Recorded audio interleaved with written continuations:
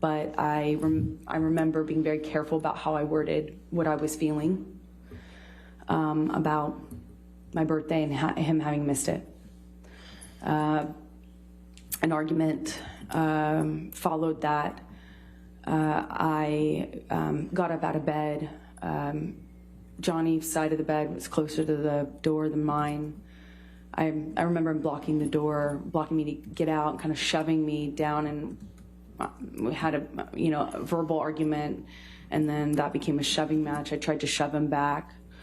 I kind of felt myself retreat into the bedroom. At some point, he picked up like a large, I guess it's a Magnum size, not a normal size, a large size bottle of champagne, and hurled it at me. This time it went through a painting, and I loved this painting. I remember it just went like right through the canvas, left a giant hole in it.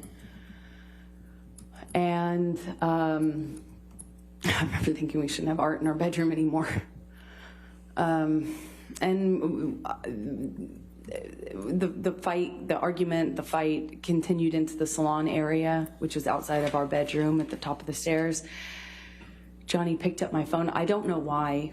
I don't remember what he was saying when he did it, but he picked up my phone and threw it out of the open window of the salon area, out onto the street, out onto the downtown street that this window overlooked. In that moment, I went, oh no you don't. I saw his on the countertop and picked it up and threw his immediately, like 2 seconds later.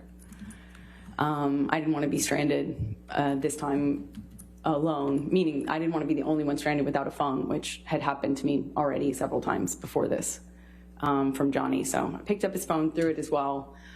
And I said that I wanted to go stay somewhere else for the evening. I left that room, went into the office.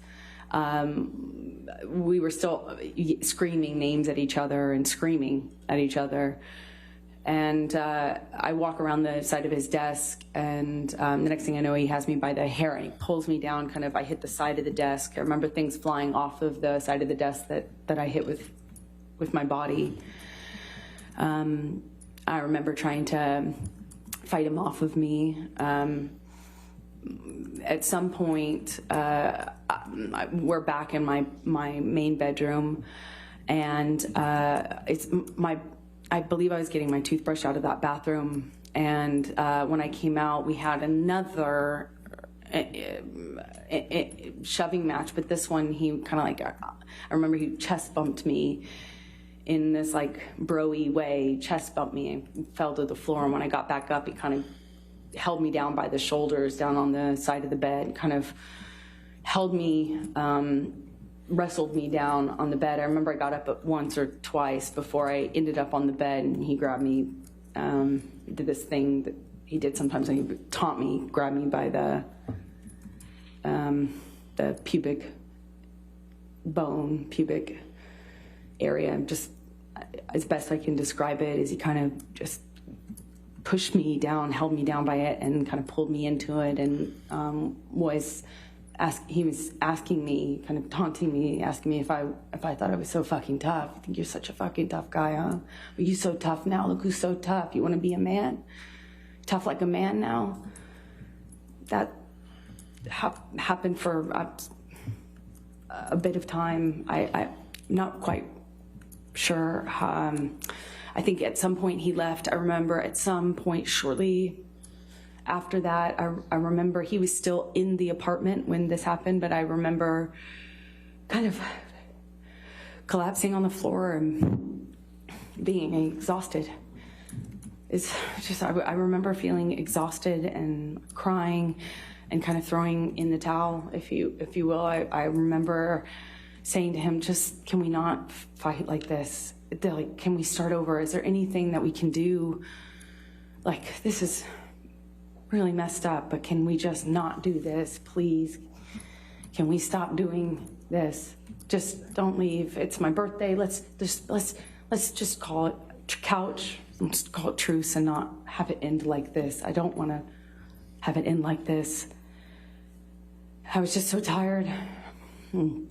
hurt. And I remember crying and feeling ridiculous that after this I would be crying and saying these things. I'm embarrassed saying it now. He responded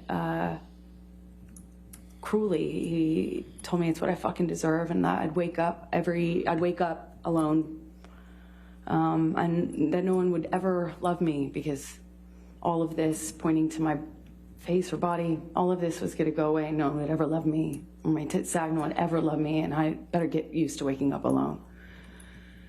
And he said this was all my fault and what I asked for, and he left. I heard him come back in the downstairs. You know, you can hear the door slam.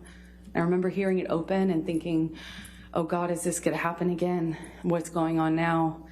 And then shortly after, I kind of peeked around to the top of the stairs where you can kind of peer into the lower level. And I just see him briefly, momentarily, and he just screams at me, "Happy fucking birthday," and stormed out. At some point, I walked downstairs and saw that he had also left me a note to that effect. How did he leave a note for you? It was written on a piece of paper, as best I can recall, but I'm not sure. And so then the next day, what did you do?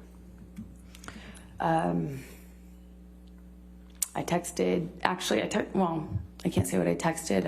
I woke up that morning, the morning of my 30th birthday.